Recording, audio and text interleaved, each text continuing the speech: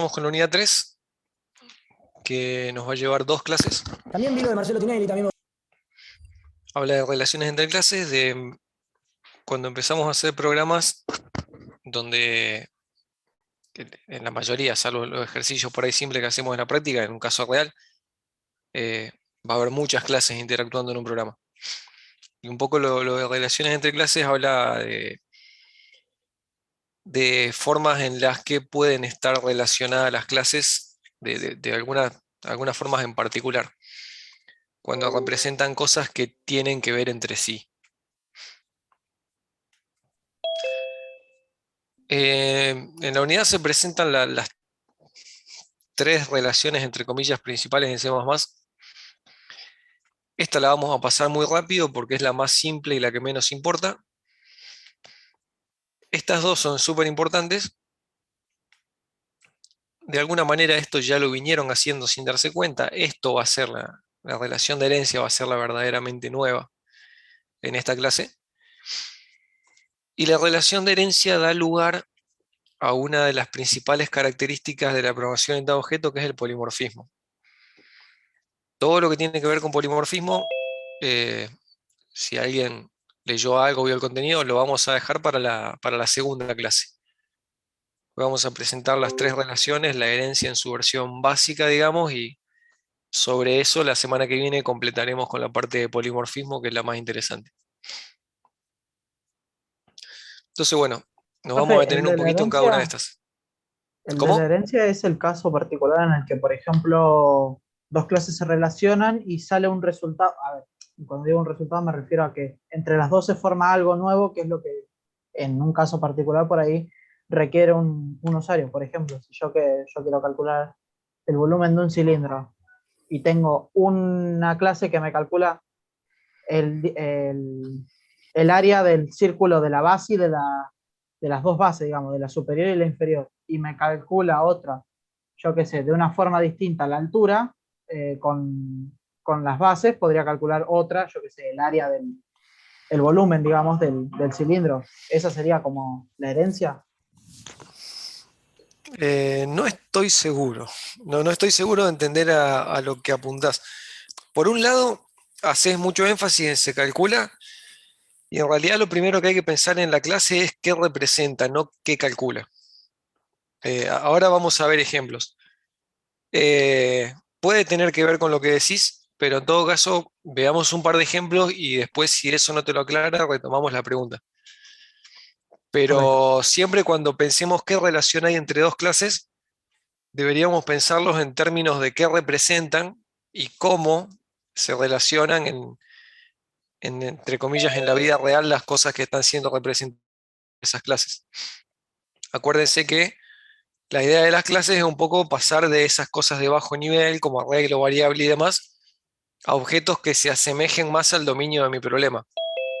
En el ejemplo de la universidad con que empecé la clase pasada, a hablar de alumno, de examen, de nota y no de entero, flotante o arreglo. Entonces, al momento de moderar, lo más importante es qué representa cada una de ellas y a partir de eso vamos a empezar a identificar la relación. Pero bueno, veamos un par de ejemplos y después retomamos, porque hay algo parecido a lo que vos decís en un ejercicio de la práctica. Empecemos con la más simple y la que no quiero que usen, que es la amistad. La clase pasada yo dije que una de las cosas más importantes cuando uno empezaba con clases era respetar el tema del principio de ocultación, de que la clase iba a tener todos sus datos generalmente privados y entonces eso no le iba a permitir a cualquiera de afuera ir directamente a hacer cualquier cosa con los datos, sino de afuera solo se iba a poder hacer lo que la clase ofrezca mediante sus funciones públicas. No cualquier cosa, solo lo que me hayan dejado a través de esas funciones públicas, porque no se puede ir derecho a los datos. De alguna forma la amistad es romper con eso. Ejemplo en código. Tengo una clase con un atributo privado, acuérdense que si no digo nada la clase empieza en privado. Una función que quiera acceder a ese atributo no puede. Esta clase debería tener, no sé, un método público verX, por decir algo, para que la función pueda de alguna manera llegar a ese valor. Y lo mismo con una clase. Acá estoy hablando de una función suelta, acá estoy hablando de una función que pertenece a una clase. Esta es otra clase, no es la clase A, no tiene nada que ver con A, entonces en principio no se puede. Era la diferencia entre público y privado. Todos los que estén afuera de la clase se las tienen que arreglar solamente con la parte pública. Eso decía el principio de ocultación. La amistad básicamente es hacer una excepción a esa regla. Yo acá estoy introduciendo una excepción, se le llama amistad en castellano porque la palabra clave en inglés es friend. Estoy haciendo una excepción para una función en particular. Yo pongo friend, el prototipo de una función, y estoy diciendo que como única excepción, esa función en particular, esa sí puede acceder a las cosas privadas, ¿sí? Ahora esto vale, ¿por qué? Porque la clase le avisó al compilador que esa función es su amiga. Es un caso especial, una excepción solo para esa función. Así como hago una excepción para una función, puedo hacer una excepción para una clase. Y decir, el 99,9% de las clases no van a poder acceder, pero esta, como única excepción, justo la clase B, a esa la dejamos. ¿Sí? La clase A dice, B es mi amiga, B puede pasar, pero es la única que puede pasar. Entonces, de alguna manera esto rompe el principio de ocultación, pero no lo rompe de forma general, no lo rompe para cualquiera, no es que ponemos todo público, sino que para un caso muy particular, para una función, para una clase o si quieren para un método de una clase, uno define cuán fino sea. Acá hay un ejemplo, lo más habitual es o una función o toda una clase. También podría ser un solo método de una clase. Entonces, amistad es cuando una clase, mediante esa palabra clave friend, le permite a otras clases o funciones acceder a lo que antes era privado, a lo que antes no se veía desde fuera. Es unidireccional. Cuando acá A dice B es mi amiga y entonces B puede acceder a lo privado de A, al revés no. A no puede acceder a lo privado de B a menos que B también diga A es mi amiga. ¿Sí? Cuando A dice B es mi amiga, le está dando derecho a B a ingresar a A, pero al revés no. Si quiero que vaya para los dos lados, las dos tienen que tener su declaración de amistad. En ese sentido, por ahí la aclaración de que va por un solo lado. Es una forma de romper el principio de ocultación y por eso digo, traten de no usarlo. Muchas veces queda cómodo usar amistad, pero el principio de ocultación por algo está. Y es súper importante y cuanto más complejo sea el programa, más importante se vuelve. Entonces, en general, no es para nada una buena idea romper el principio de ocultación. Si tienen para elegir entre una forma de resolver el problema con amistad y otra sin, siempre prefieran evitar hacer esa excepción. Ahora, hay casos donde realmente necesito una excepción porque si no tengo que agregar alguna función pública para acceder a una variable o algo así, que si yo agrego una función pública a la clase que me permita acceder a cierta cosa privada, la agrego para todo el mundo. ¿Sí? Supongamos que yo quiero acceder a X, yo dije antes sin usar amistad, bueno, tendría que tener un método verX. Ahora, un método verX lo va a ver todo el mundo, no lo va a ver solamente esta función o solamente esta clase. Pongo un método público verX, absolutamente cualquiera lo puede usar. Entonces, cuando es Profe, algo que de verdad se quiere esconder y es un solo caso el particular el que quiero dar acceso, ahí voy a usar amistad. Pero siempre para situaciones excepcionales, nunca tiene que ser la norma. Sí, ¿alguien le pregunta? Sí. Tengo una consulta. Friend, ¿solo se utiliza en C++ o en otros lenguajes tiene otro nombre? No tengo idea. Supongo que el concepto existe en todos los lenguajes orientados a objetos. Ah, ok, Eh, ok. en C++ de Friend, creo que en Java también, y me la jugaría que C Sharp y compañía, que también heredan de C++, también debe ser la misma palabra clave. Ah, ok. Bueno, profe, gracias. No tengo idea en otros lenguajes. No sé, hay lenguajes que permiten la orientación a objeto como Python, pero Python no hace tanto énfasis en la parte privada y la parte pública. Y aunque no lo uso mucho, sé que esa parte en Python no, como no respetan tanto esa diferencia, por ahí casi no hay necesidad de usarlo, cosa que a mí no me simpatiza. Pero bueno, cada lenguaje tiene sus particularidades. Cualquiera que sea orientado a objetos y que de alguna manera te permita implementar el principio de ocultación, probablemente tenga un equivalente. Y como C++ fue de los primeros, muchos de los que vinieron después heredaron su terminología. La mayoría heredan o de C++ o de Java, los nombres al menos de los conceptos, entonces van a ser parecidas las palabras clave. Profe, y esto del comando, digamos, de la amistad, digamos, de la relación, si nosotros utilizamos mal esto de la relación de permitirle a otra clase entrar en la parte privada de otra, ¿qué te generaría? ¿Errores de sintaxis en una mala utilización o un mal funcionamiento del programa en general? O sea, sin amistad, esto es un error de sintaxis, ¿sí? Sí. Con amistad no, compila y anda. El tema, que un poco tiene que ver por ahí también con la pregunta que pusieron en el chat, pusieron a alguien no termino de entender el tema del principio de ocultación. Por un lado te da seguridad, en el sentido de que si la clase maneja un puntero, nadie de afuera debería modificarle el puntero. Imagínense la clase vector que modelamos el martes y que seguramente hicieron algo parecido en la práctica el viernes, con el ejercicio 4 creo que era. Si alguien de afuera tiene acceso al puntero, le puede hacer un delete a esa memoria, le puede cambiar la dirección del puntero, le puede poner el puntero nulo, le puede hacer cualquier cosa y cuando la clase quiera acceder a sus datos va a estar apuntando a cualquier lado y va a reventar el programa. Entonces, la clase metiendo el puntero privado se garantiza de que nadie le va a romper el puntero. Y eso en combinación con destructores y constructores es lo que te garantiza de que nadie puede meter la pata. El constructor te garantiza que no hay forma de que un puntero quede sin inicializar, si lo hiciste bien. El destructor le garantiza a la clase que no hay forma de que te olvides de borrar la memoria. Y en el medio, si el puntero está privado, no hay forma de que alguien te lo rompa. Y entonces está cubierto todo el ciclo de vida. La clase, entre la combinación constructor-destructor y el tema de la ocultación, te da la seguridad de que esa memoria va a estar bien manejada pase lo que pase. Porque no podés evitar reservarla, no podés evitar borrarla, nadie puede modificarla en el medio que no sea la clase. Si la clase está bien hecha, no hay forma de meter la pata ni aunque quieras porque no compila. También tiene que ver con el concepto de desacoplar. Dos partes del programa que están desacopladas son dos partes que no les interesa saber mucho a una sobre la otra. Cuanto una parte del programa menos necesite saber sobre la otra, mejor.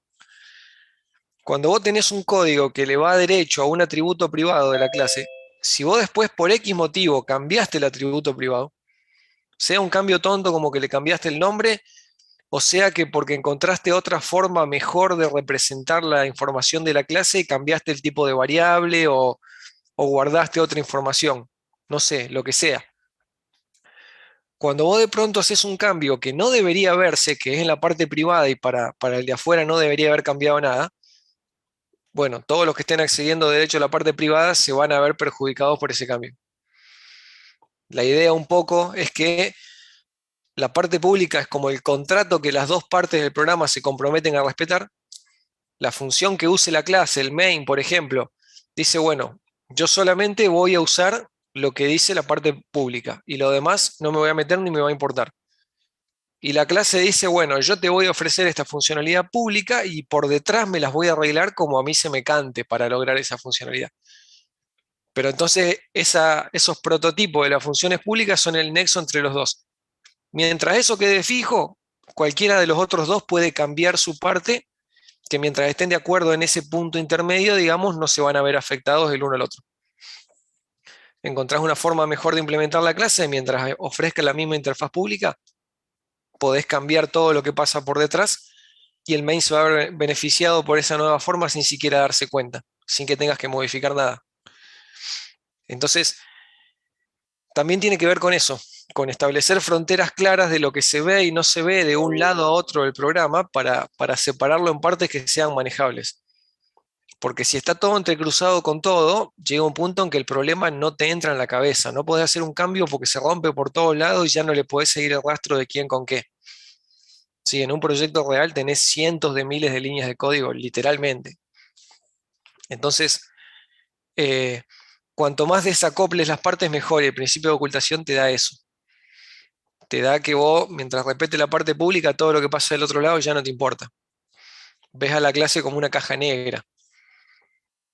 Y eso está bueno. Como pasaba también la misma idea a menor escala cuando vimos funciones, el tema de que el prototipo es lo único que se tienen que poner de acuerdo, el que hace la función y el que hace el programa cliente.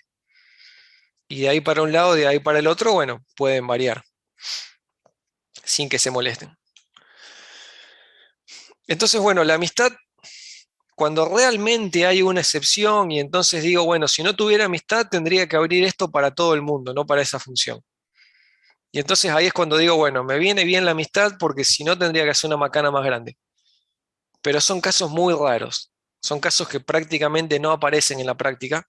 El 99% de las veces que se vean tentados de hacer eso, lo más probable es que la clase está mal diseñada y le falta algo. Pero bueno, es como una herramienta ahí para tener en la caja de herramientas al fondo, no la que esté más a mano, pero en algún caso puede servir. Entonces, por eso usar solo como último recurso. Primero tratar de resolver sin amistad. Si no encontramos otra forma, bueno, caemos en la amistad. En general, estos casos son cuestiones de eficiencia. Por ejemplo, la función intercambio que ustedes vieron, tuvieron que hacer en fundamentos, donde le daban dos variables y simplemente invertía los valores. Que copiaba todo en un auxiliar, de ponele, tenías A y B, A en un auxiliar, B en A, el auxiliar en B. Daba esa vuelta así con tres variables. Si lo que estás copiando de un lado a otro son vectores con millones de elementos, eso es lentísimo. Y ahora que ustedes saben cómo es un vector, alguien podría decir, ¿y por qué no cruzamos las flechitas en vez de copiar todos los elementos? Tengo dos vectores, cada uno tiene un puntero a su memoria, intercambiamos los punteros, no los elementos. Ya está, que el vector A quede apuntando a los que eran de B y que el vector B quede apuntando a los que eran de A y listo. Con dos punteros solucionamos todo y no me importa si había 5 elementos o había 3 millones. Para hacer esa optimización, bueno, la función va a tener que ser amiga, porque si no, no va a poder acceder a ese puntero. Entonces, a veces el mismo que hace la biblioteca te da algunas funciones especiales que pueden necesitar amistad. Y de hecho ese tipo de cosas, bueno, pasan en la biblioteca estándar de C++. Pero en general son casos raros. Así que, bueno, no le quiero dedicar mucho a la amistad porque es la más fácil y la que menos queremos que usen. Las interesantes son composición y herencia. Composición ya la están usando. Básicamente es, voy a representar alguna entidad compleja agrupando, uniendo, juntando partes más simples, ¿sí? Voy a armar una clase bicicleta, pero en lugar de armarla de cero, voy a agarrar la clase rueda, la clase horquilla, la clase avance, la clase asiento, la clase cuadro, la clase pedal, y juntando todo eso voy a ofrecer la funcionalidad de la clase bicicleta, por decir algo. Entonces, me doy cuenta que existe esta relación cuando en la descripción digo que una clase contiene a otra o está formada por. Si una bicicleta está formada o está compuesta por un cuadro, una horquilla, dos ruedas, dos pedales, unos piñones, tres coronas, qué sé yo, todo lo que ustedes quieran. Entonces, un poco por eso decía, pensemos en qué representa más que en qué hace. Cuando una clase representa algo que puede ser una parte o un componente de otro concepto más grande, ahí probablemente sea un candidato a composición. Ejemplo, tengo una clase para definir una rueda. Acá hago ejemplos ridículamente simples para que me entren en una pantalla, pero bueno, esta clase tendrá, qué sé yo, el rodado, si es 26, 29, 27 y medio, lo que sea, tendrá, no sé, la presión, tendrá el peso, tendrá el tipo de cubierta, qué sé yo, lo que sea que le quieran poner a una rueda.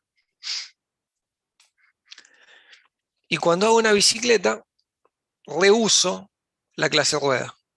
Entonces, en lugar de a la bicicleta tener que ponerle un rodado, qué sé yo, un par de presiones, tipo de neumático, etcétera, lo que sea que le ponga a la rueda, no sé, un booleano, si es con cámara o sin cámara, cualquier cosa, en lugar de tirar todo eso suelto acá adentro, si ya lo tengo modelado en una clase que representa una rueda, acá pongo dos ruedas y se acabó.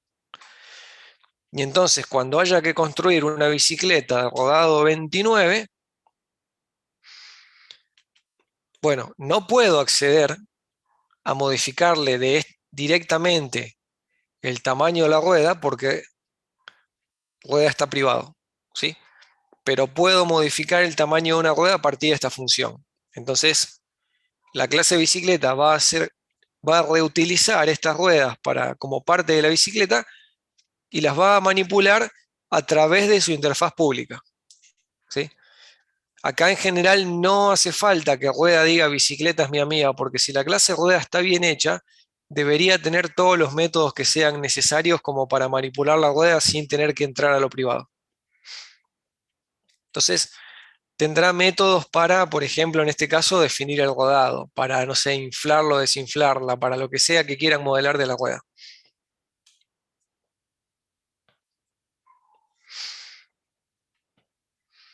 Entonces, O sea que, por ejemplo, cada vez que yo genero, por ejemplo, en este caso, el ponga R punto delantera y pongo ingreso el tamaño, después lo puedo cambiar infinita cantidad de veces. Y eso si yo, por ejemplo, hago una amistad con otra función y trabaja con el primer valor y después no lo cambia, sería un problema, por ejemplo. no entendí el ejemplo. Yo en esta rueda puedo cambiar, como está así, puedo cambiar el tamaño todas las veces que quiera porque tengo esa función cargar dato. Entonces, Sí.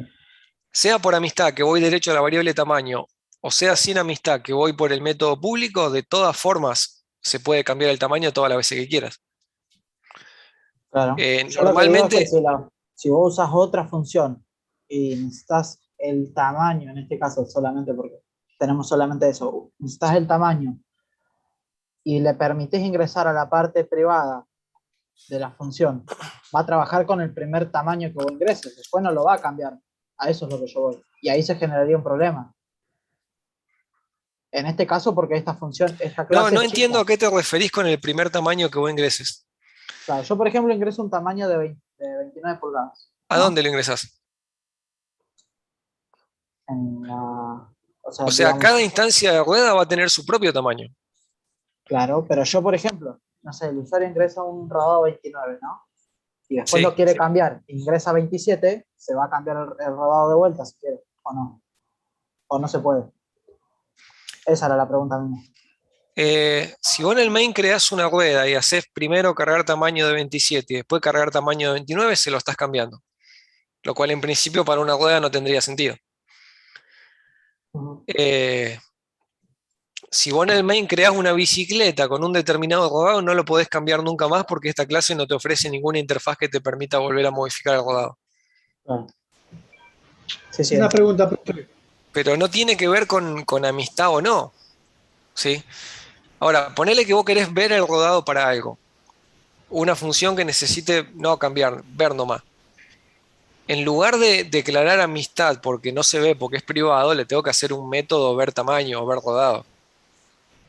Sí, a eso me refería cuando, bueno, evitemos amistad. Si alguien quiere ver esto, no hace falta que lo ponga público. Con poner un método ver se acabó. Y el método ver en principio no molestaría para nada, sería mucho mejor solución. Claro, Entiendo. claro. Entonces, a lo que voy acá es, a veces hacen la amistad porque no hicieron bien el cargar. Y entonces cuando van a hacer la clase hija, de pronto dicen, ah, no, voy a poner amistad porque tengo que hacer el tamaño. Y no, si en la clase hija no podés definir el tamaño es porque probablemente la interfaz de esta clase, perdón, no en la hija, en la clase que hace la composición no podés definir el tamaño, probablemente porque la interfaz de esta clase está incompleta. ¿Sí? Porque te olvidaste acá un constructor o te olvidaste un cargar datos. Esta clase tiene que ser completa y funcional de por sí, independientemente de que la vaya a usar como parte de una bicicleta o de que la vaya a usar sola, que es un poco lo que dice acá. No, no es lo que dice acá, pero también tiene que ver. Eh, la clase rueda yo no es que la pienso directamente para poner en bicicleta. Tengo que pensar una clase rueda con todo lo que tenga que tener. Y si está bien hecha, me va a servir para usar en bicicleta. Eh, pero no sé, una clase cuyo único objetivo es guardar un dato y que no tiene ningún método para poder ver ese dato, no sirve en ningún contexto. No sirve ni sola ni sirve utilizándola. Entonces, a esto le faltaría un ver. ¿sí? O lo mismo, una clase que tiene un atributo y no tiene ningún método para cargarle o calcularle un valor a ese atributo, tampoco tendría sentido. Entonces, bueno, primero uno tendría que completar bien esta clase, y si esta clase está bien completa, 99% de chances de que acá no necesite agregar nada, ni declarar ningún tipo de amistad, ni hacer nada raro. La puedo usar con lo que me ofrece público y se acabó. Casi siempre que quieren hacer algo raro abajo es porque en realidad les faltaba algo a la de arriba. Obviamente que los ejemplos que yo voy a mostrar para que me entren en una pantalla les va a faltar de todo. Yo le voy a poner un método de ejemplo que es el que uso de ejemplo, pero la clase en realidad tendría mucho más que esto. Discúlpame, Pablo. Sí, Si yo querría ver, por ejemplo, el rodado, el método debería estar en la clase bicicleta, ¿no? En vez de la clase rueda. bueno, depende qué voy a usar en el main. Si yo en el main uso una rueda, bueno, tendría que tener un ver rodado o ver tamaño. Si yo en el main uso una bicicleta, los dos tendrían que tener un ver tamaño, porque yo en el main se lo voy a pedir a la bicicleta y la bicicleta se lo va a tener que pedir a la rueda, porque la bicicleta no guarda ella el rodado, sino que el rodado está guardado en la rueda, por ejemplo. Claro, Entonces, sí, sí, sí. en el caso de que yo se lo pida a la bicicleta, ok, lo va a tener que tener la bicicleta, pero cuando yo lo vaya a implementar en la bicicleta me voy a encontrar con que también lo tiene que tener en la rueda. Eso. Lo interesante, y tiene eso que por ahí me sirve de ejemplo para lo que dice acá abajo, en principio vos del main no te das cuenta si la bicicleta modeló una rueda por su cuenta o reutilizó una clase que ya estaba hecha. Porque la composición está en la parte privada, en la parte que no se ve. Entonces vos desde el main, vos sabés que le decís el rodado y te arma una bicicleta. ¿Qué hace por detrás? ¿Cómo se las arregla para guardar ese rodado? ¿Tiene una variable rodado? ¿Tiene una instancia de rueda y le transfiere el rodado a la rueda? No sé ni me importa. Sí, en general la composición queda en la parte privada y desde el main ni te enterás de la composición.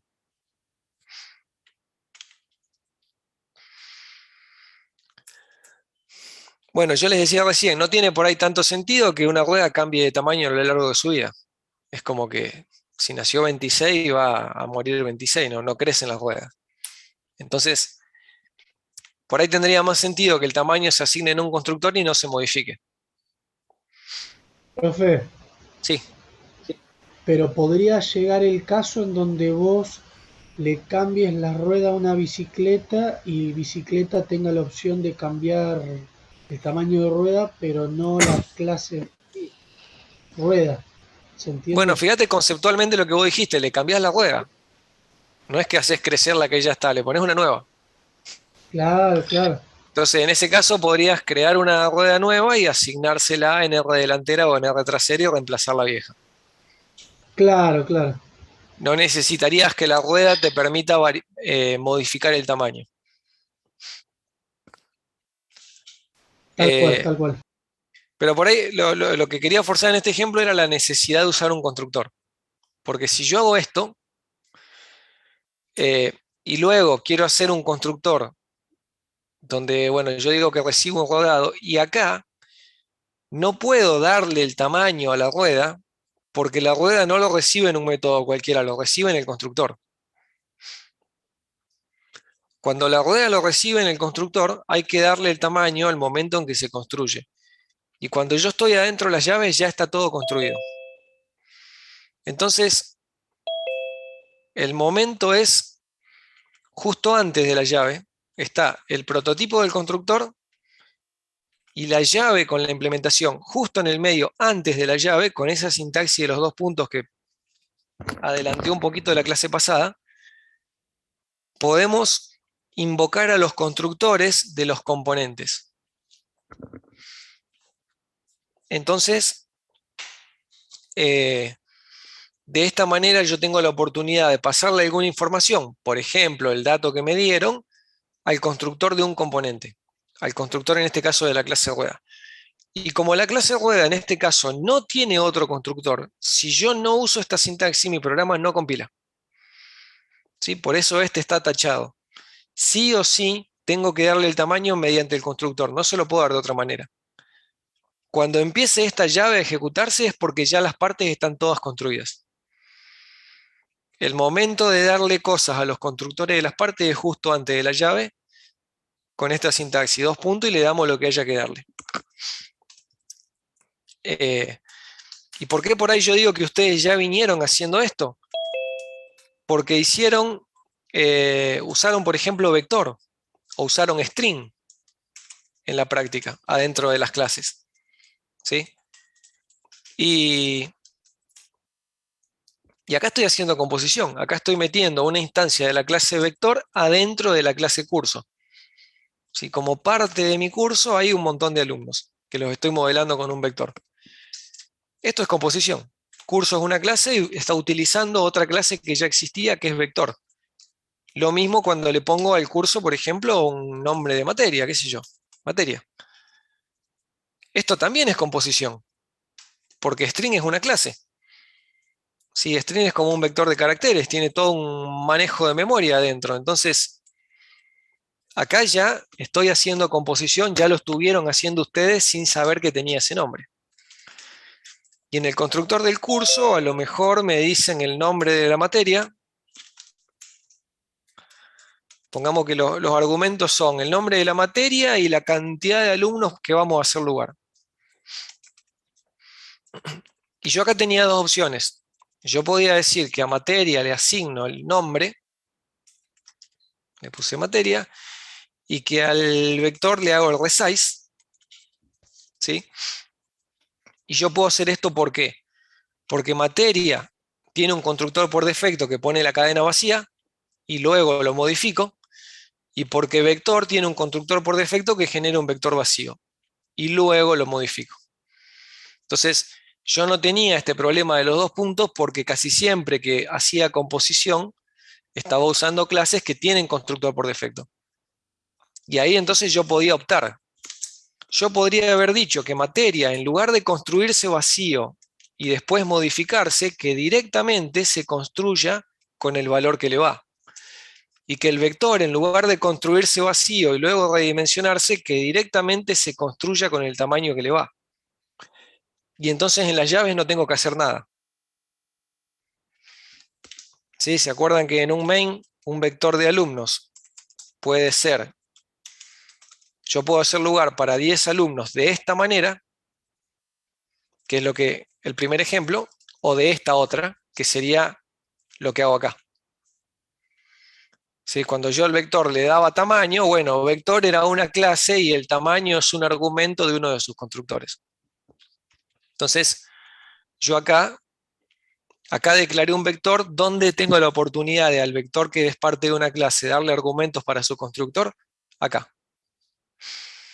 ¿Sí? Porque la idea es que C++ primero va a inicializar todas las partes y una vez que las partes estén listas me va a dar acá la oportunidad de si tengo que hacer algo extra, si tengo que ajustar alguna parte o hacer alguna mezcla entre ellas. Pero para que yo acá pueda empezar a hacer cosas, para que yo acá no se le pueda preguntar el tamaño del vector, el vector no tiene que tener basura. Para que yo acá pueda hacer cualquier cosa con las partes no pueden tener basura. Por eso tienen que haber sido construidos antes. Para cuando empieza la llave ya está todo construido. Si no lo hice yo explícito, se hizo con el constructor por default. Pero, profe, si vos generás en este caso, por ejemplo, en el caso del curso, generás un curso, ¿no? Sí. Y el constructor ya tiene predefinido una cantidad de materias y una cantidad de alumnos. O sea, la materia, el nombre de la materia específica.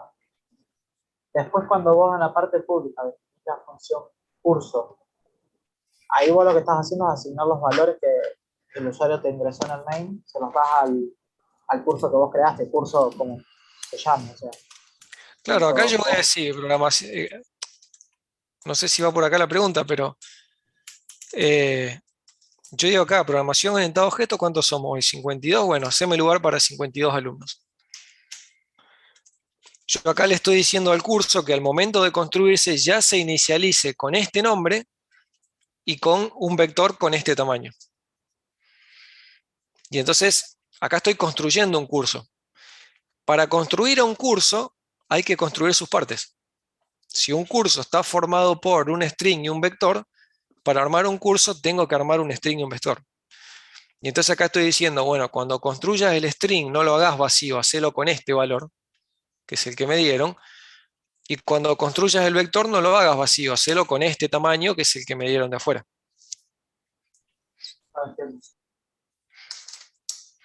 Esta sintaxis, que al principio le esquivan porque suele ser, qué sé yo, nueva, hay que aprenderla, es opcional cuando la clase que voy a usar de componente tiene constructor por defecto. Pero cuando la clase que voy a usar componente, como acá, me obliga a pasarle algo, estoy obligado a usar esa sintaxis. ¿Sí? Por eso lo muestro, porque por ahí en la práctica pierden mucho tiempo entendiendo por qué no funciona. Y es eso, si esta clase me obliga a pasarle algo, no puedo no decir nada acá en los 2 puntos. Si la clase tiene constructor por defecto, bueno, puedo descansar en ese constructor por defecto y no darle nada.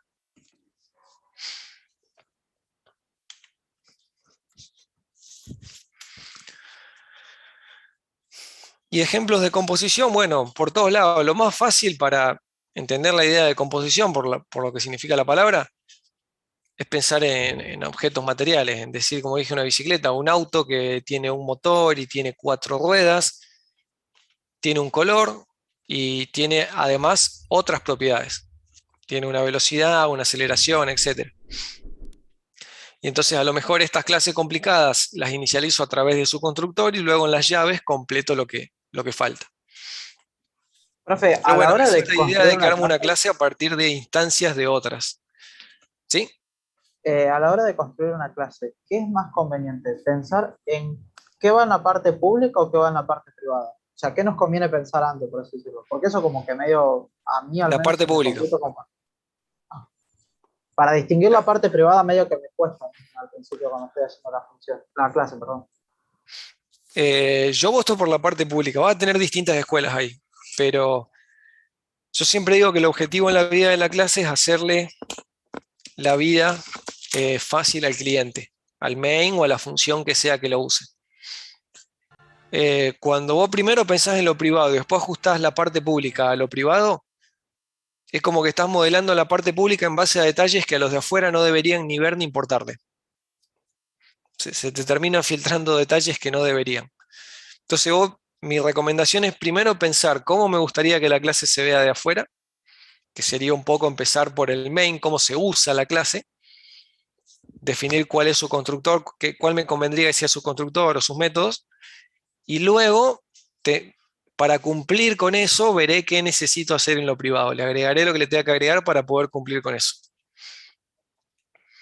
Pero en general no al revés.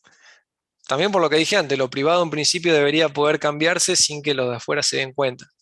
Entonces no se debería ver tan obvio de afuera qué es lo que hay en lo privado.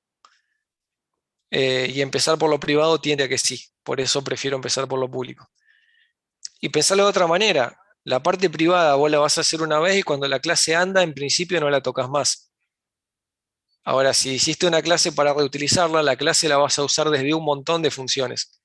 Entonces, la parte pública la vas a usar un montón de veces. La parte privada la vas a hacer una vez, cuando ande no la vas a tocar. Lo que más vas a usar es la parte pública. Entonces, lo que más fácil tiene que ser, más claro, más obvio, mejor, es la parte pública.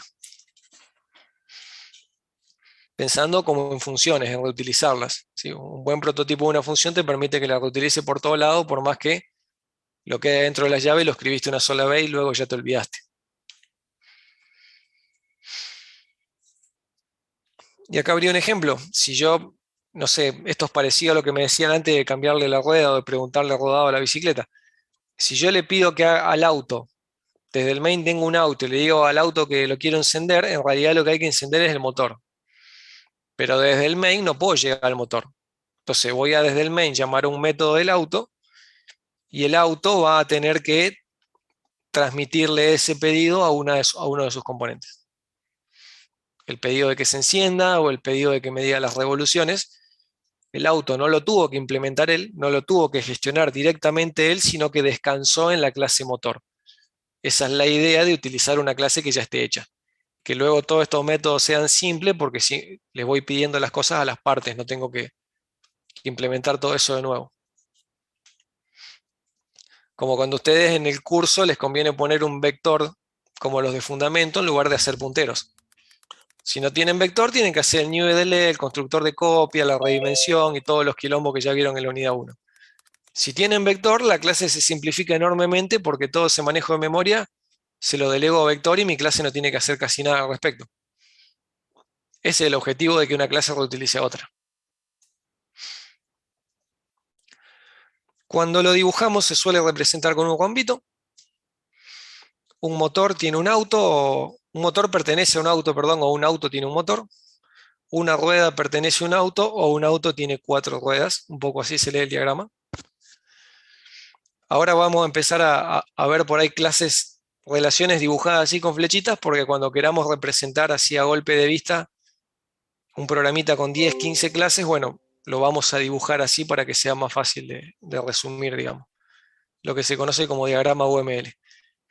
Por ahí el tipo de flechita va a indicar el tipo de relación.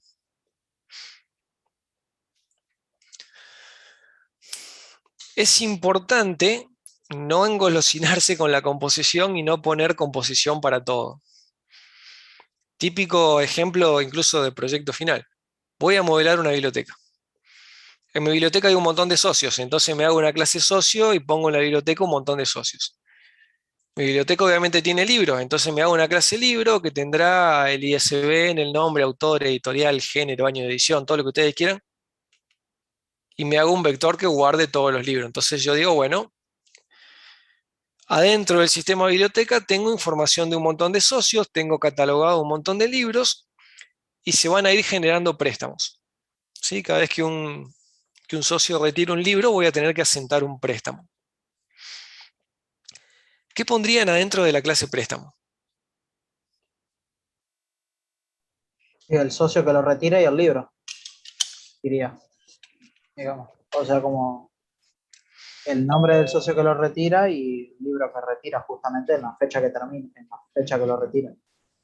Bueno, dijiste dos cosas que parecen lo mismo, pero no son lo mismo. Porque yo dije, ¿qué pondrían adentro de la clase préstamo? Y primero dijiste, bueno, el socio y el libro. Y después cuando aclaraste dijiste el nombre del socio y no sé qué del libro. No es lo mismo poner al socio que poner al nombre del socio. O sea, no es lo mismo que yo dentro de la clase préstamo ponga socio, m-socio, libro, m-libro, y todos los métodos del préstamo agrego una fecha, devolución, lo que sea. A que yo acá ponga, que sería lo correcto, algo que identifique al socio. Por ejemplo, el DNI. Y algo que identifique el libro, un código, un SBN, algo. Pero no todo el socio. ¿Sí? Poner acá, hacer composición acá, de decir pongo un socio y pongo un libro, sería que si a un libro lo presté 1000 veces, voy a tener 1000 veces replicada la información del libro. ¿Sí? Sería que si a un socio se llevó 200 libros, voy a tener 200 veces la información del socio porque va a estar en cada uno de sus préstamos. No. El préstamo tiene que tener forma de indicarme qué socio fue el que lo llevó y a qué libro, pero no voy a poner acá toda la información para que cada préstamo tenga toda la información. En mi sistema, si el préstamo me dice quién es el socio, bueno, me voy a la lista de socios y busco todos los detalles que quiera. Pero los detalles no van a estar acá porque si no los tengo que repetir por cada préstamo. ¿Sí? No tiene sentido. Entonces, este es un poco un contraejemplo para decir, bueno, ojo, no todo es composición. Acá hay una clase que se relaciona con préstamo y socio, pero no es composición. No es que adentro del préstamo hay un socio o adentro del préstamo hay un libro. El préstamo hace referencia a un socio o hace referencia a un libro. ¿Sí? Un poco tienen que pensar en él. Para desambiguar estos casos, algo útil es pensar en el ciclo de vida. Una variable que es componente de un objeto que es componente de otro más grande, su ciclo de vida está atado al más grande. Por ejemplo, pensemos, este DNI es componente del socio. ¿Cuándo se crea este DNI? Cuando se crea un socio. ¿Cuándo se destruye ese DNI? Cuando se destruye el socio. El ciclo de vida de este DNI está atado al objeto de tipo socio. Si yo pongo un socio acá adentro, estoy diciendo que cada vez que presto el libro creo un socio nuevo. Y que cada vez que me devuelven un libro, ese socio se destruye. Lo cual no estaría representando bien a la realidad. El socio puede seguir siendo socio aunque haya devuelto el libro, no se lleve ninguno o se lleve 10. Lo mismo con el libro no se destruye cuando termina el préstamo. Entonces, poner un socio acá adentro o poner un libro acá adentro sería decir que cada vez que creo un préstamo aparece un socio nuevo o un libro nuevo. No, no tiene sentido. El préstamo perdón, el socio y el libro no son parte del préstamo, están referenciados de alguna manera por el préstamo, pero no son parte de. Por eso en estos casos simplemente algo que me permita dentro de estas listas ubicar qué libro y qué socio, pero no es composición. Entonces por ahí cuando lo voy a representar, la biblioteca tiene un montón de socios, tiene un montón de libros, tiene un registro con un montón de préstamos, pero en los préstamos esta flechita no es composición, es una flecha más débil si se quiere, que dice, bueno, el préstamo hace referencia a un libro o un socio, pero no es dueño. No es que el socio está dentro del préstamo.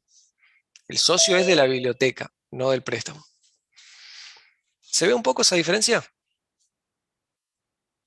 Esto por ahí como para poner un poco un ejemplo engañoso, pero son el tipo de cosas que suelen modelar en los sistemas de gestión y el proyecto final, y es un error grave, podríamos decir, poner acá adentro socio y libro, pero frecuente. Sí, por ahí pongo el caso especial porque cuando uno empieza es un error muy común querer hacer composición.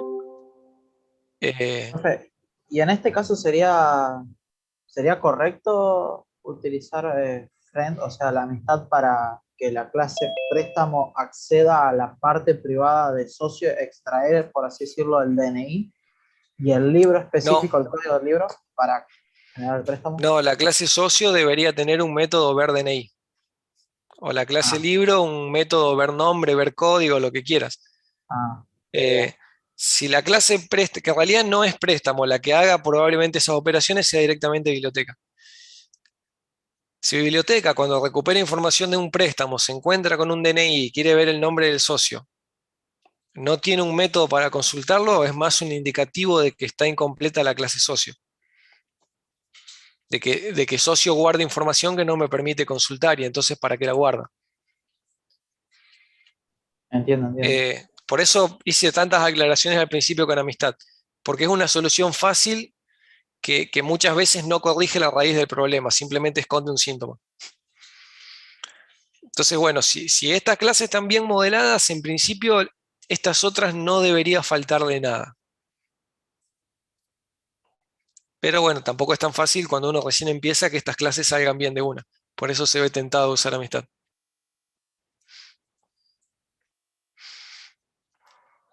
Bueno, más ejemplos de composición. Esto es parecido a la clase curso, que tenían un montón de alumnos. Bueno, acá, no sé, un juego en el que participan varios jugadores. Que un poco este ejemplo estaba acá para decir, cuando una clase maneja mucho de algo, me conviene tener métodos para manejar de a uno. O sea, en la clase curso que hicieron el viernes, si es que llegaron a hacerla, no es buena idea un método en el que yo de golpe registro 200 alumnos. Si lo hacen, van a ver que eso al main no le simplifica nada. En cambio, si yo tengo un método para agregarlos de a uno, el main puede hacer un for y llamarlo todas las veces que quiera si necesita agregar un montón de alumnos. O en este caso, un montón de jugadores.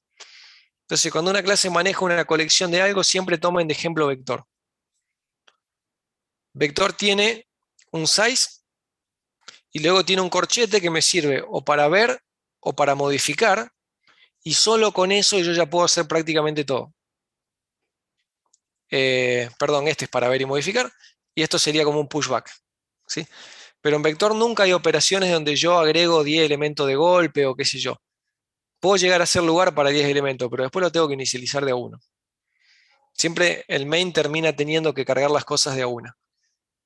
Entonces, que el juego no reciba un vector de jugadores o que el curso no reciba un vector de alumnos, es más fácil que los reciba de a uno.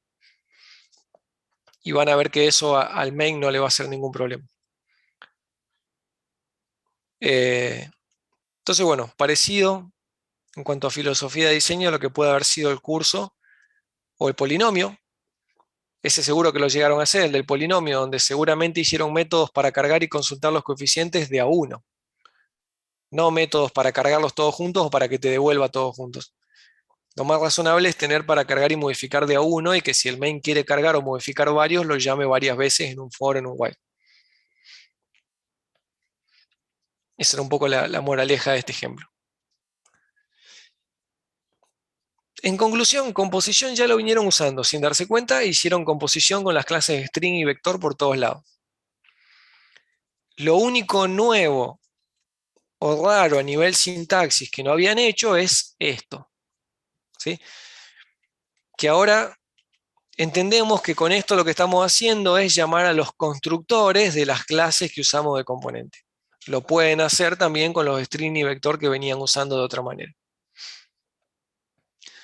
Lo pueden hacer también con un flotante o con un entero.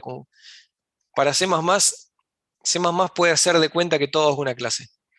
Y entonces este tamaño, yo acá puedo abrir llave y poner tamaño, m tamaño igual a 26, o puedo poner 2 puntos, m tamaño, paréntesis 26. Y funciona exactamente igual.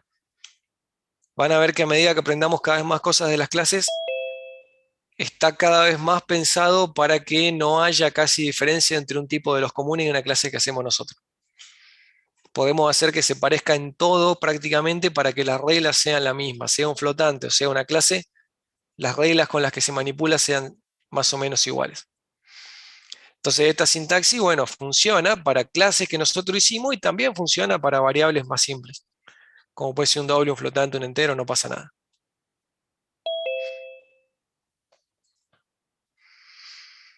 Bien. Entonces, me interesa más lo conceptual que se lleven. A nivel sintaxis, por ahí lo único raro es lo de los 2 puntos, pero les terminará tal vez de caer la ficha en la práctica. Pero sí un poco la idea de cuándo o qué representa la composición. Porque la que de verdad es complicada, tanto en sintaxis como conceptual, es la herencia, no la composición. La composición, insisto, ya la usaron sin darse cuenta. La herencia es algo totalmente nuevo. Y en la herencia hablamos de superclase y subclase, clase hija y clase madre, o clase base y clase derivada. Depende de la literatura, se usan términos diferentes. Pero la idea es que una clase representa un concepto general, amplio, y otra clase que representa una versión más particular, más acotada de ese concepto, reutiliza todo lo de la primera. Entonces se arman lo que se dicen jerarquías, que a medida que vamos avanzando en esta jerarquía, va creciendo el nivel de detalle. Voy a ir derecho a, por ejemplo, esto, y después volvemos al detalle de sintaxis. Yo puedo tener una clase que represente un animal, que es un concepto súper general. Y el animal puede tener, no sé, un nombre si es una mascota, puede tener una especie, puede tener una cantidad de patas, puede tener un booleano para saber si vuela o no, si tiene pico o no, qué sé yo. Información genérica que atañe a cualquier animal. Si yo luego tengo que modelar algún reino específico, pues las aves, los reptiles, los mamíferos, los insectos, puedo reutilizar mucha de esa funcionalidad. ¿Por qué? Porque este concepto es una versión un poquito más especializada, más específica de este concepto genérico. Un mamífero es un animal, es un tipo de animal, ¿sí? Es una versión acotada del concepto más general que es animal. Por eso aplico herencia. Cuando hablaba de que se va armando una jerarquía, porque esto puede ocurrir en varios niveles. Yo modelé una clase mamífero, que en lugar de hacerla de cero, reutilicé todo lo de animal. Y ahora que tengo modelado un mamífero, puedo, si por ejemplo necesito un perro, un gato, empezar a hacer versiones todavía más específicas de esto. ¿Sí? Un mamífero va a tener, no sé, el método mamar, valga la redundancia, que animal no lo va a tener. Ahora, un mamífero genérico no tiene el método ladrar ni el método maullar. Así el concepto genérico no. El perro sí o el gato sí. Entonces, cuando yo hago un perro, bueno, voy a tener que implementar el método ladrar. Pero todo lo demás método, para ver especie, cantidad de patas, mamar y qué sé yo, lo voy a reutilizar de lo que tenía mamífero. y así puedo seguir bajando todo lo que yo quiera, puedo refinar los conceptos tanto como yo quiera, ¿sí? Y entonces una clase animal representa la idea más genérica, una clase mamífero, de esta forma digo que está reutilizando todo lo de animal y agregando algo más. La clase perro reutiliza todo lo de mamífero y acá agregará algo más, ¿sí? Cada clase le va agregando algo más específico a la anterior. Entonces, animal tenía, no sé, ver especie y no mucho más. Cuando implemento mamífero, acá adentro agrego el mamar. Cuando implemento perro, acá adentro agrego el ladrar, ¿sí? Cuando implemento boxer, acá adentro agrego el, qué sé yo, destruir zapato. Lo que sea que haga el perro en particular. Y finalmente puedo crear una instancia de cualquiera de estas clases, ¿sí? Por ejemplo, si de la más específica de todas, bueno, ahí finalmente acá recién tengo un perro que le voy a llamar mordelón. Que no es un perro cualquiera, sino que es específicamente un boxer, por decir algo. Eh, yo puedo crear instancias de cualquiera de estas clases. Casi siempre que armo una jerarquía es para crear instancias de las que están abajo. Y las de arriba son, en algún sentido, no es el verdadero objetivo, pero termina siendo una buena consecuencia, no repetir código. En lugar de implementar el ladrar acá y el ladrar acá, lo implemento acá una sola vez. Y que las hijas lo usen. En lugar de implementar el ver especie, ver cantidad de patas, o vuela o no vuela, o lo que sea que podría poner en todos los animales, lo implemento solamente acá y que lo demás ya lo traigan implementado. ¿Sí? Es un poco evitar que cada hija tenga que volver a hacer lo mismo. Todo lo que sea común lo pongo en la clase de arriba. Vamos al código entonces. Acá está, por ejemplo, con un equipo genérico, no dice de qué deporte, que a lo mejor tiene métodos, por ejemplo, para saber el nombre del club, puede tener una lista de atletas o deportistas y métodos para manejar esa lista, pero sin mucha especificidad. Mientras que si yo en algún momento voy a manejar un equipo en particular de fútbol y voy a crear un equipo de fútbol, bueno, el equipo de fútbol tiene un nombre y yo acá, al haber dicho que mi equipo de fútbol hereda del concepto genérico de equipo, automáticamente todo lo que hay acá adentro es como si yo ya lo tuviera copy-pasteado también acá. Automáticamente en esta relación estoy diciendo, todo lo que había en esta clase también va a ser parte de esta. Entonces, si equipo tenía un ver nombre, equipo de fútbol también lo tiene, no tiene que hacer nada. Con decir que hereda ya está. Ya heredó el método ver nombre. Entonces yo con una instancia de la hija puedo llamar a métodos de la base o de la madre, padre, como quieran llamarlo, de la que está arriba. Y también, porque si se queda solo con eso, serían el mismo concepto. Este es más específico porque agrega cosas que no tiene cualquier equipo. ¿Sí? Si tiene un equipo de, no sé, fútbol, podría tener un ver arquero que uno de básquet no. El de básquet tendrá, no sé, ver base. El de vóley tendrá ver armador, qué sé yo. Cada uno tendrá su especificidad. Pero todos comparten, por ejemplo, un ver nombre. O sea, profe, Entonces, que para que una clase herede las funciones de otra, solamente hay que poner el nombre de la clase, dos puntos y el nombre de la otra clase. O sea, dos puntos, public el y public, sí, y el public y el nombre de la otra clase, exactamente. Esta es la sintaxis que le dice a C++, traete, heredate todo lo que haya en equipo. Y entonces es como que cuando yo empiezo a escribir acá, es como que no empiezo de cero. Implícitamente parto con todo lo que ya tenía equipo y solamente agrego lo que le falte. Me evito tener que volver a poner esto en cada equipo. Con simplemente esta partecita ya está, automáticamente lo tengo por todos lados. Y entonces, bueno, como decía recién, puedo tener una base, usualmente la hago para reutilizarla desde muchas hijas. Y estos siguen siendo clases que después puedo crear instancias, ¿sí? Y de pronto puedo también usar la base. porque a lo mejor no tengo una herencia específica para un equipo de ciclismo, bueno, esa puedo caer en la base. No tendrá nada de especial, pero la información básica a lo mejor la puede tener. ¿Sí? No sé, que son 9 integrantes, que el deporte es ciclismo y que el nombre de este en particular es el Sky.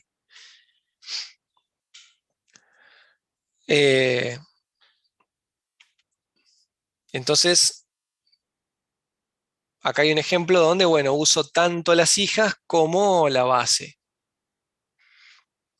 Es más común por ahí que la base a lo mejor no la use directamente, sino que solamente la haga para dar pie a las hijas, para evitar tener que hacer 3 veces lo mismo en cada hija. En el diagrama, como ya vieron en el primer ejemplo, es con una flechita vacía.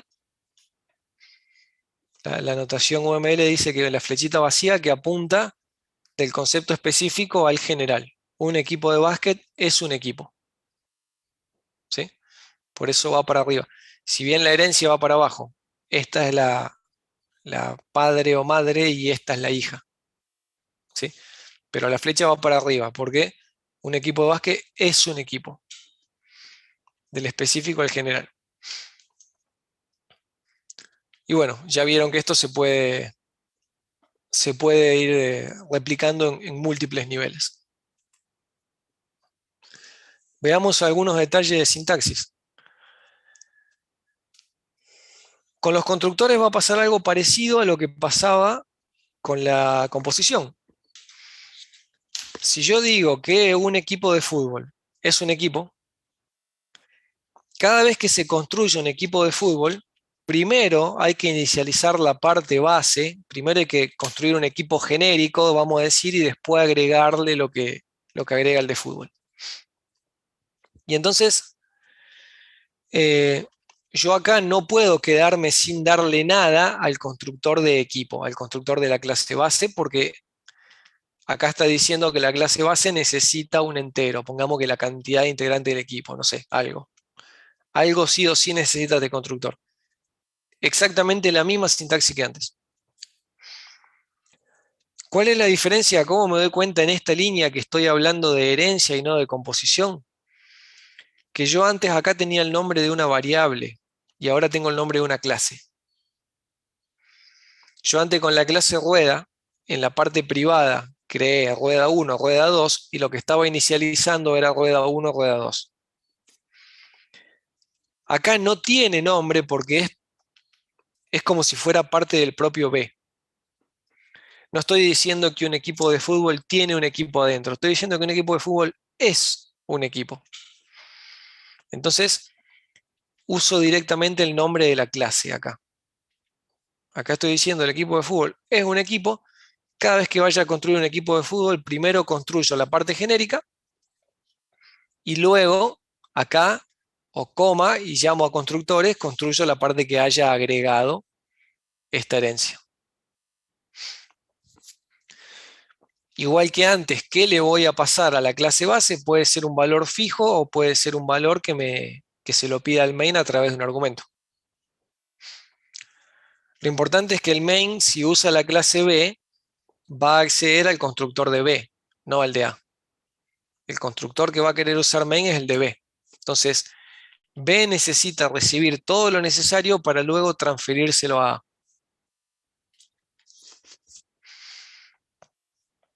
Y acá hay, por ejemplo, bueno, este usaría el constructor del medio y le pasaría un 0 al de A, mientras que este recibiría el 10 acá y se lo pasaría al de A.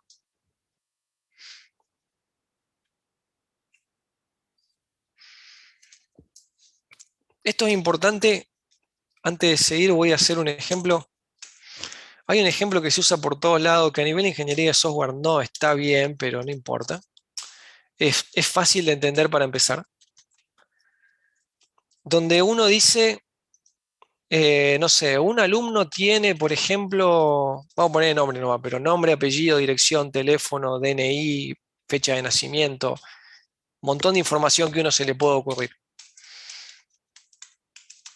Eh,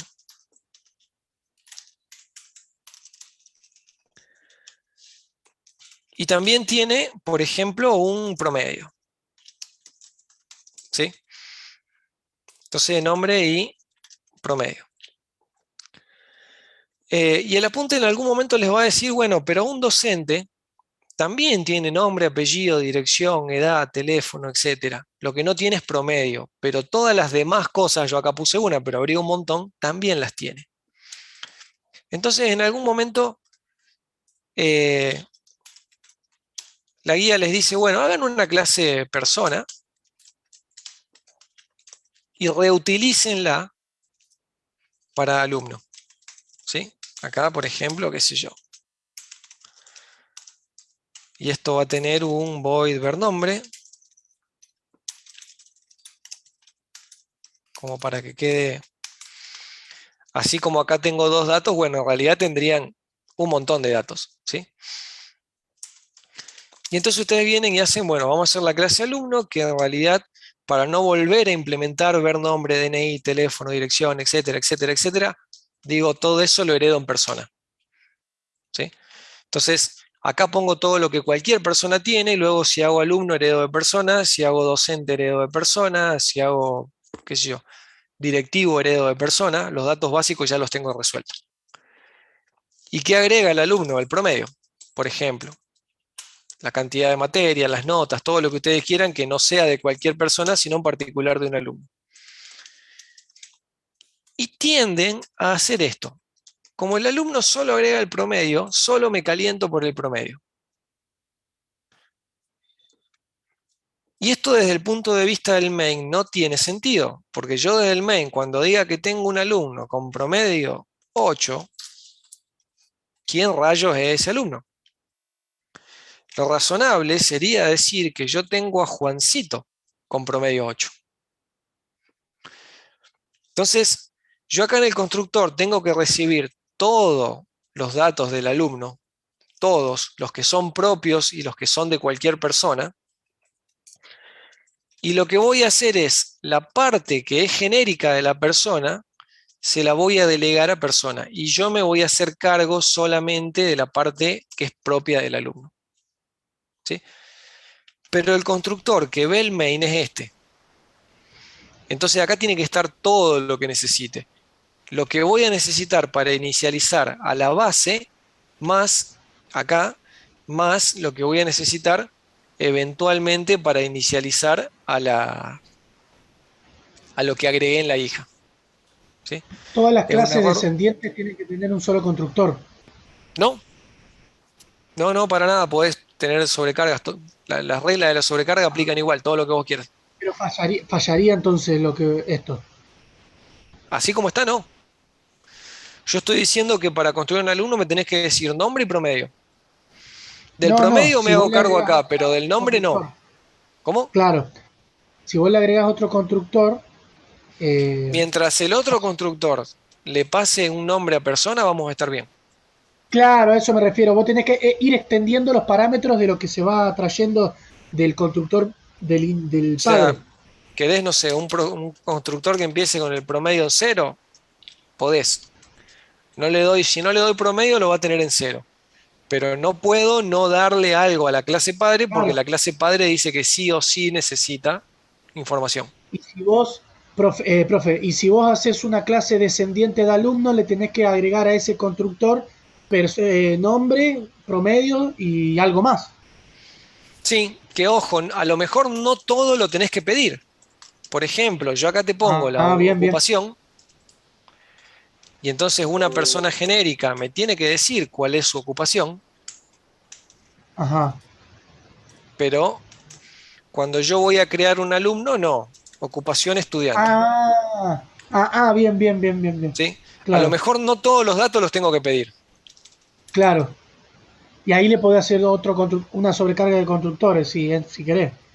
Sí, pero entonces Claro, en la claro, especialización vos tenés que tener en cuenta que necesitas inicializar a la clase base.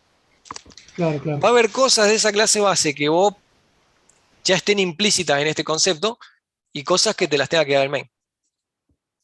Profe, Que ¿y de qué hecho pasa, creo por que hay un ejemplo? ejemplo de eso en la... ¿Cómo? No, que yo tenía una duda muy similar a la del compañero. ¿Qué pasa, por ejemplo, cuando tenés yo qué sé, una función que tiene, perdón, una clase que tiene varias funciones, pero de esas varias funciones, ponele que son 3, yo necesito solo 2. Y para ahorrar tiempo, agarro y creo una clase y, que herede las funciones, digamos, de la clase, yo qué sé, la clase Cuando, X. cuando ¿Eso vos sería heredás todo. contraproducente? Cuando vos heredás todo. No podés elegir heredo solo estas dos. No, no, ya sé, heredás todo, pero ¿qué pasa si esa función solamente necesita 2? ¿No pasaría absolutamente nada o No, no pasa pasa algo? nada. La que no uses no te va a molestar. Ah, Una cosa es, la tengo y no la uso, y otra cosa muy distinta es, no quiero tenerla.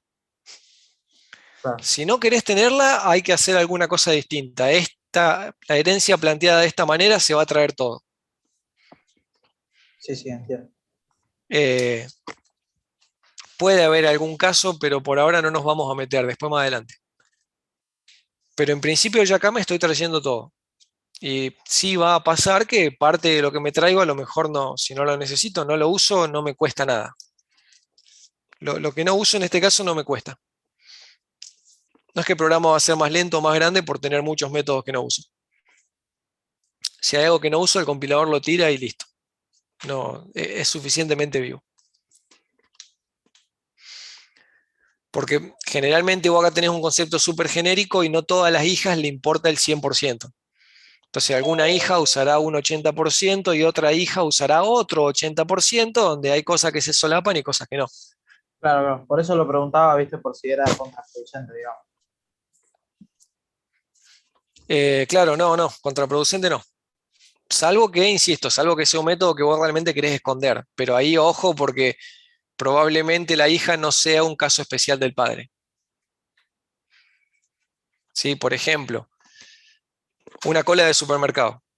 Es un montón de gente que yo la puedo modelar a partir de un vector de personas, pero en un vector yo puedo insertar gente en cualquier lugar. Un vector me permite acceder al que está a la mitad, insertar a la mitad, borrar a la mitad o en el principio o en el final. Mientras que en una cola de supermercado la gente que llega sí o sí tiene que ir por el final, no puede colarse entre comillas, si funciona bien, y el cajero sí o sí atiende por el frente. No puede atender primero al que está cuarto, debería atender primero al que está al frente. Entonces, a veces me queda cómodo decir, bueno, ya que vector me maneja la memoria, lo uso para modelar una cola. Pero si yo hago herencia, estoy heredando la posibilidad de que modifiquen cualquier parte, cuando en realidad solamente deberían poder modificar los extremos, agregar gente por el final, atender gente por el frente y no hacer ninguna otra cosa rara. Entonces, estoy tentado de hacer herencia para reutilizar código, pero realmente una cola no es un caso especial de vector. Hay una relación más complicada ahí. Entonces, un poco pensarlo por ese lado, si realmente es un caso especial de. Ese sería un ejemplo donde me gustaría heredar el pushback y prohibir todas las demás inserciones, por ejemplo. Y no se hace con la sintaxis que vemos acá. Entonces ahí no sé, al vector, con lo que vemos acá, el vector lo pondría privado y lo reutilizaría, pero como composición, no como herencia.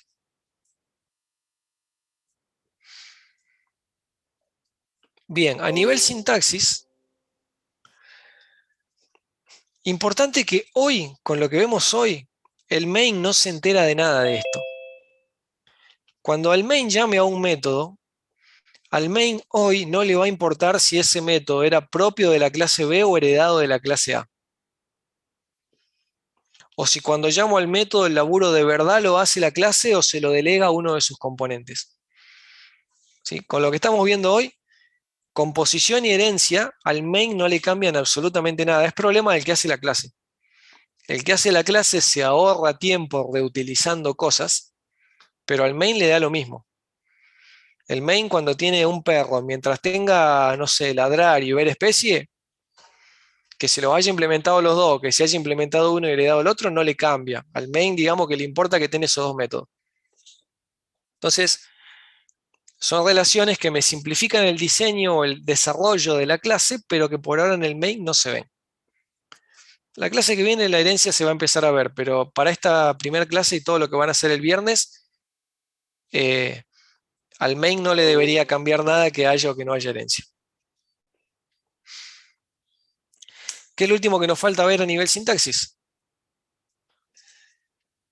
Tengo una clase base, que se le suele llamar superclase a la base y subclase a la hija, por eso habían quedado estos nombres, que puede tener cosas públicas y cosas privadas. ¿Sí? Acá lo rojo privado, lo verde público. Una función que esté fuera de la clase, que no sea método, una función de otra clase o una función libre, solo puede acceder a lo público. Y una hija también. Una hija no puede acceder a lo privado. Estamos en el mismo caso que la composición. Una hija se lo tiene que arreglar con lo público, y si me falta algo, lo más probable es que no esté completa esta clase. Si no, no debería, vamos a decir, agregar una amistad sin antes asegurarme de que en realidad no le está faltando algo a la clase. Ahora, si de pronto necesito, entre comillas, una amistad, hay un equivalente que es el protegido. Hay tres niveles de visibilidad. Nosotros hasta ahora habíamos hablado de privado y público, porque este no hace diferencia hasta que no aparece la herencia. Cuando aparece la herencia, el protegido, todo lo que esté bajo la etiqueta protegido, son cosas que nadie de afuera va a poder ver, excepto las hijas. Privado no lo ve absolutamente nadie. Público lo ve todo el mundo. Protegido solo lo ven las hijas. Las clases heredadas o que descienden de. ¿Sí? Esta es la línea que cambia frente al ejemplo anterior. Entonces es como que ahí es un gris. Está entre medio de privado y protegido. Es como una especie de amistad. Es como si yo estoy diciendo acá, bueno, esto es amiga de todos mis hijos. Todos estos métodos lo puede acceder cualquier hijo, sin tener que enumerarlos de a uno. Si usara amistad, tendría que ir poniendo uno por uno. ¿Y la clase Entonces, padre bueno, también, quiero profe? algo que no se vea de afuera, pero que lo puedan usar las herencias, lo pongo protegido. ¿Perdón? ¿Qué preguntaste? Y por ejemplo, la clase que lo posee, o sea, digamos, la clase en ese caso, clase, superclase, ¿lo puede usar al Protective, Sí, sí, digamos? obviamente esta clase puede usar los tres. Perfecto. En funciones de esta clase puedo usar cualquiera de los tres. Afuera, en principio, solo puede usar lo público. Bueno, ahora como caso especial, si estoy en una hija, que es afuera, pero no es en cualquier lugar, es justo en una hija, puedo usarlo protegido. Para cualquier cosa que no sea hija, protegido y privado da lo mismo, ninguno se ve. La única diferencia aparece para la hija. Por eso esto no lo mencionamos antes, lo mencionamos recién ahora con herencia. En resumen, privado, alguna función global o suelta no puede acceder. Alguna función miembro de otra clase tampoco, mientras que en lo protegido las funciones sueltas siguen sin poder acceder, pero cuando hablo de otra clase hay que ver qué relación tiene. Si es una clase que no es descendiente, sigue sin poder acceder, pero si es una clase hija, en ese caso sí. Esta sería la excepción entonces que agrega el protegido. Y lo público obviamente lo ve cualquiera desde cualquier lado.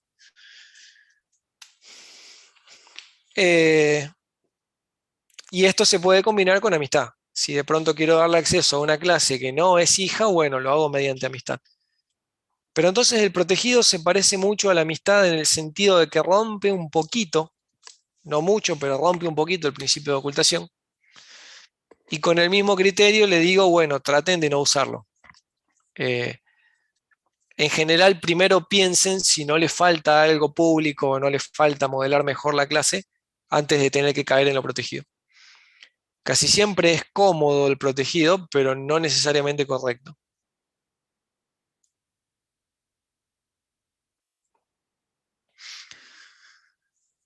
Alguien pone, si tengo un puntero privado y sé exactamente la dirección de memoria, al querer cambiarla en el main o en una función, ¿da error?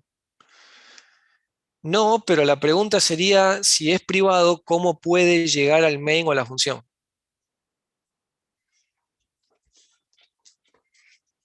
Cuando vos haces delete de una dirección, si vos tenés la dirección, se va a hacer el delete, no importa de dónde vino. Pero la pregunta sería, ¿de dónde vino si era privada? Claro, o sea, tenés que tener los getters y los setters dentro de la clase como para poder hacer eso. Si vos no los ponés, no lo podés hacer, digamos. Claro, si de alguna manera la clase no te filtró esa dirección, no hay forma de que vos la averigües. O no hay Acá estamos forma, con una no hay pregunta en forma el chat. limpia, no hay forma legal de que vos lo averigües. Siempre hay trucos dando vuelta, pero siendo razonable no hay forma de que lo averigües. Un compañero pregunta, ¿puedo heredar dos clases, hacer una clase nueva que se componga de otras? Es Con justo lo que una... viene. Sí, Ah, mirá. pero niños no intenten esto en casa. Tengo un caballo, tengo un ave y saco un Pegaso. Un bicho que vuela, trota, relincha y casi que pía. Eh, existe, y entonces yo acá digo, bueno, clase Pegaso y heredo de caballo, heredo de ave, heredo de todo lo que quiera. Pero genera un montón de problemas que a simple vista no se ven. Eh, genera la clase de problemas que se dan en situaciones muy particulares, pero cuando se da es rebuscadísimo entenderlo o darse cuenta de por dónde vino. Entonces, en general, la gente le huye a la herencia múltiple y de hecho hay lenguajes como Java que directamente prohibieron la herencia múltiple. Java nació bastante después que C++. En algún sentido es un lenguaje que parece más limpio porque se aprovechó de la experiencia de los errores de C++ como para plantear reglas eh, que traten de evitar algunos de esos problemas. Y por ejemplo, en cuanto a la herencia múltiple, dijeron no se puede. Es muy complicado, da pie a mucho problema, no se puede. Eh, lo cual es una solución extrema. Hay casos donde realmente es útil, pero no son casos habituales, qué sé yo, es como la amistad, son casos raros. En general, uno trata de evitarlo. En la práctica, casi nunca, casi nunca lo necesitamos. Yo no me acuerdo si lo he usado en serio a esto para algo. Son la clase de cosas que existen, pero que suelen Sí. quedar escondidas adentro de las bibliotecas. Cuando vayamos al proyecto final y usemos bibliotecas para hacer, no sé, ventanitas, botones y cosas gráficas, la biblioteca por dentro va a usar herencia múltiple por todos lados, pero nosotros ni nos vamos a enterar.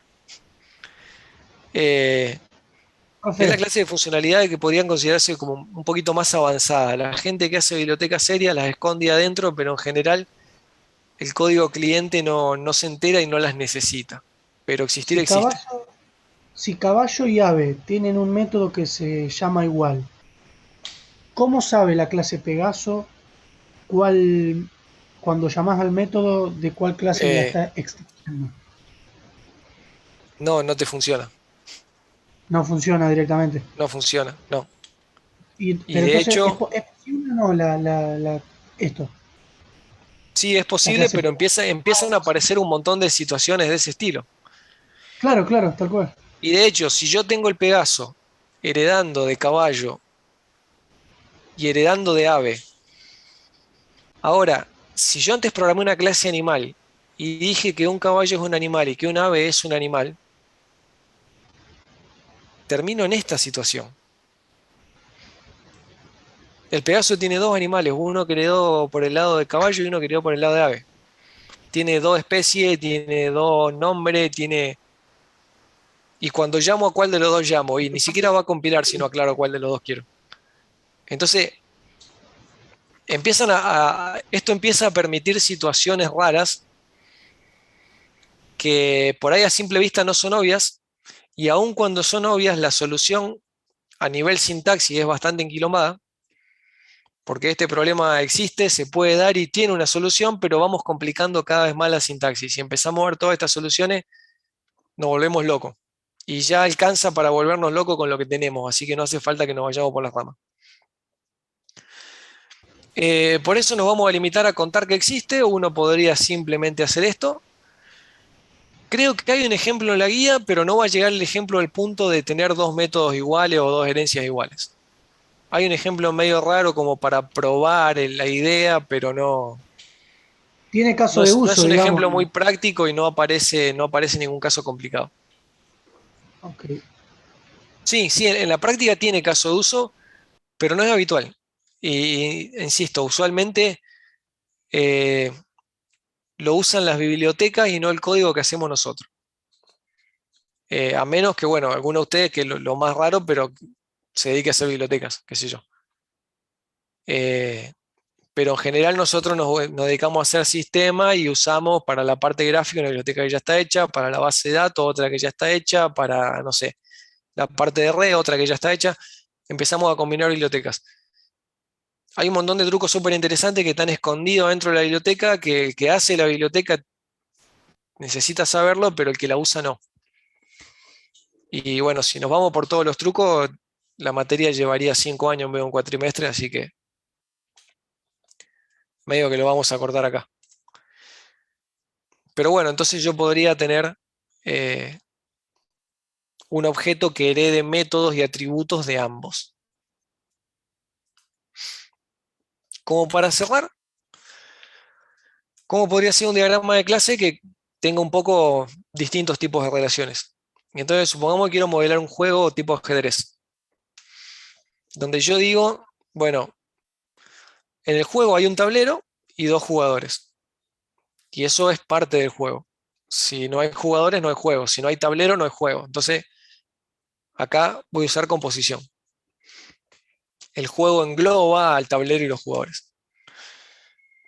Y el tablero, por ejemplo, tiene las 32 piezas, o hasta 32, porque si se van comiendo van a quedar menos.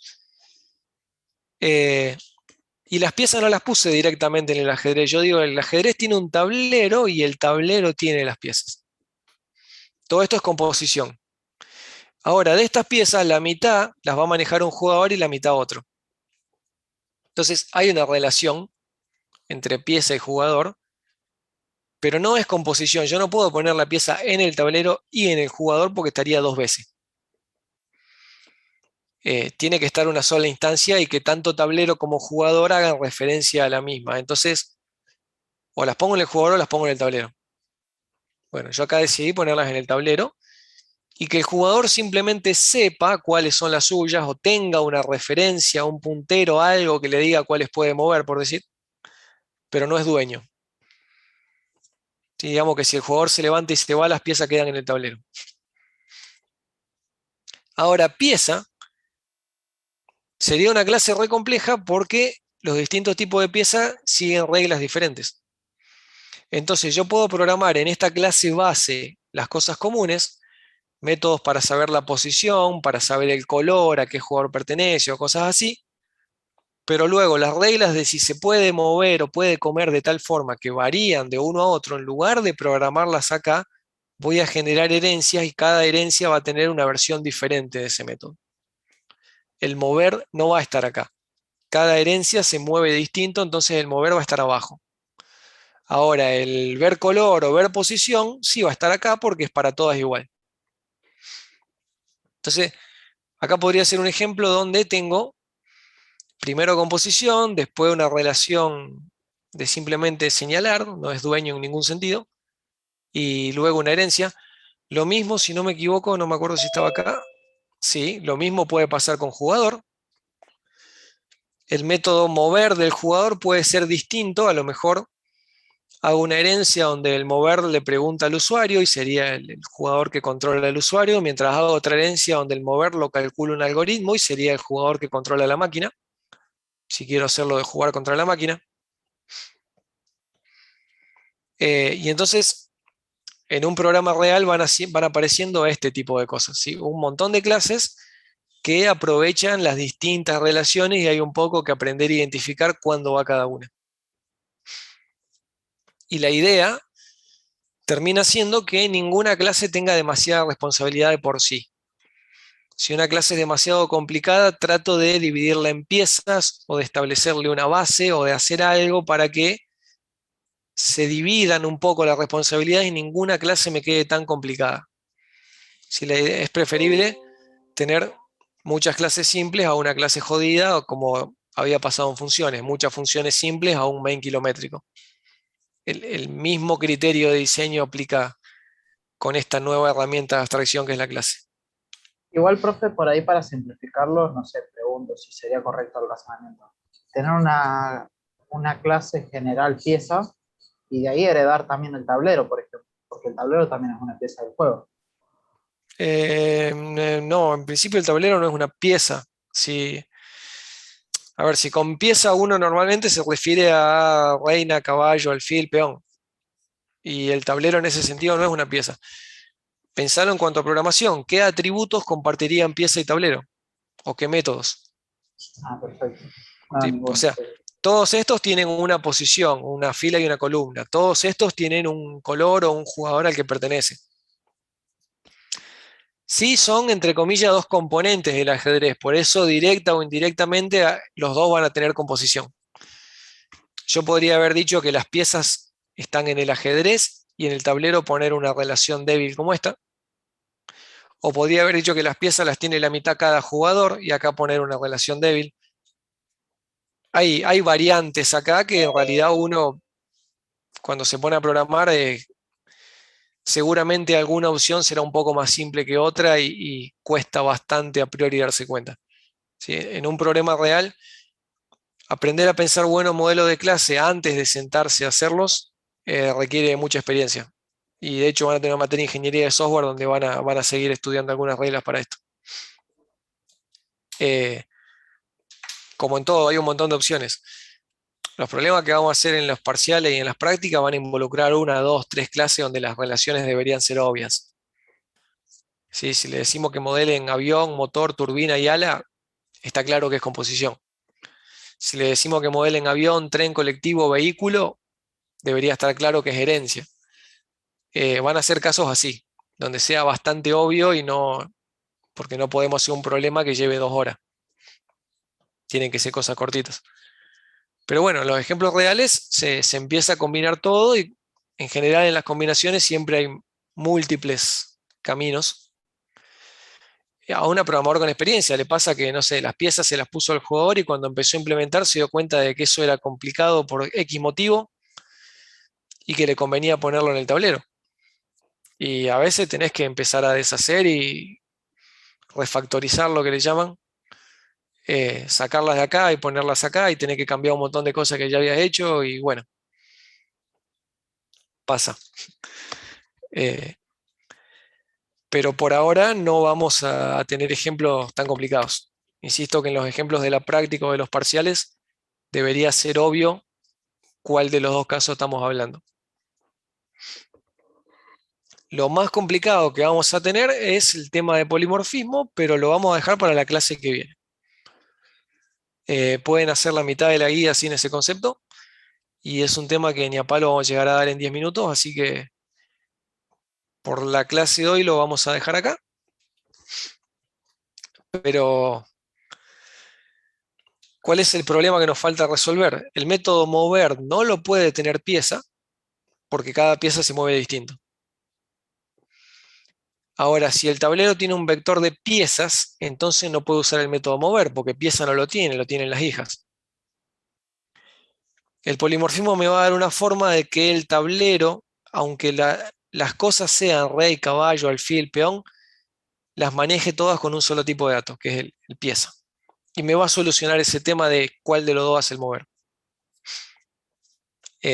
Por ahora este diagrama en realidad no lo podrían implementar sin polimorfismo, porque si yo el mover lo pongo acá, entonces no lo puedo... Si lo pongo acá, tendría que ser un gran switch con todas las opciones y no tendría las herencias. Si hago las herencias, como estos son todos tipos de datos distintos, no puedo armar un vector de piezas. Porque yo lo que necesito no son piezas, son 2 reyes, 2 reinas, 4 caballos, un montón de peones. Entonces, ¿cómo soluciono eso que no queda ni de un lado ni del otro? Eso es lo que vamos a ver con polimorfismo. Hay un montón de ejercicios de la guía que no necesitan o no aparece ese problema, que pueden avanzar igual el viernes y el ejemplo de polimorfismo exclusivamente toda la clase que viene le damos con eso. Así que por hoy estamos. Como siempre, yo me quedo, si hay preguntas, me quedo un rato más, pero formalmente digamos que ya están los temas de hoy. El que quiere se puede ir desconectando. Nos vemos el viernes o el martes con quien me responda.